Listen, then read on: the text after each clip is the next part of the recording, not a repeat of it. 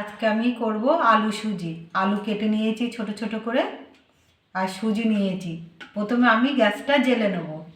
Gas জ্বালিয়ে কড়াটা বসিয়ে দিয়েছি। কড়াটা গরম হয়ে গেছে, আমি একটু ঘি দিয়ে দেবো। গরম হয়ে গেছে, সুজিটা ভেজে নেব।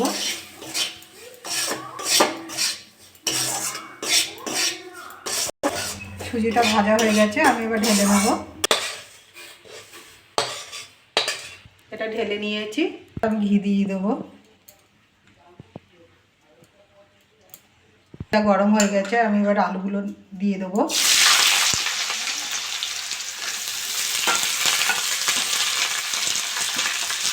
আলুগুলো একটু ভেজে নেব।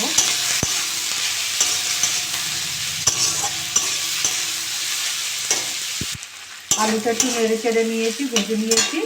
আমি এবার লবণ দিয়ে দেবো। এটা ভালো করে ভেজে নেব। আমি এটা ঘি দিয়েই করবো, তেল দেবো না। আপনারা চাইলে সাদা তেল দিয়েই করতে পারেন বা সরষের তেল দিয়েই করতে পারেন। ঘি দিয়ে করলে একটু ভালো হবে আর ভালোও লাগবে।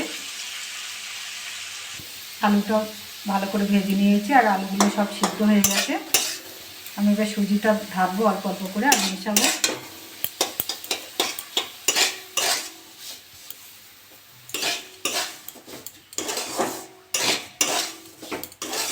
এবার চিনিটা দিয়ে দেবো। আপনারা যেরকম মিষ্টি খাবেন সেরকম দেবেন, কম বেশি করে মিশিয়ে নিয়েছি। আমি অল্প করে জল দিয়ে দেবো।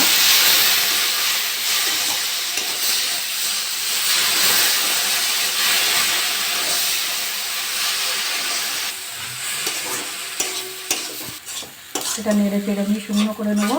আর এই বাটিটা মেপে আমি যতটা সুজি নিয়েছি ততটা আমি জল দিয়ে দিয়েছি। জলটা দিয়ে এরকম নেড়ে চেড়ে শুকনো শুকনো করে নিতে হবে। এটা আমার হয়ে গেছে, আমি এবার নামাবো। দেখুন কি সুন্দর ঝুরঝুরি হয়েছে। এরকম করে খাবে বাড়িতে বাচ্চারা। বাজনা সুজি খেতে চাইলে সকালবেলা সঙ্গে সঙ্গে এরকম করে করে দিলে বুঝতেই পারবে না যে আমি কি দিয়ে করে দিয়েছে মা। আলু দিয়ে এরকম করে করে দেবে, সকালবেলা টিফিনও হয়ে যাবে স্কুলে গেলে। এটা আমার হয়ে গেছে, আমি এবার নামিয়ে নেব।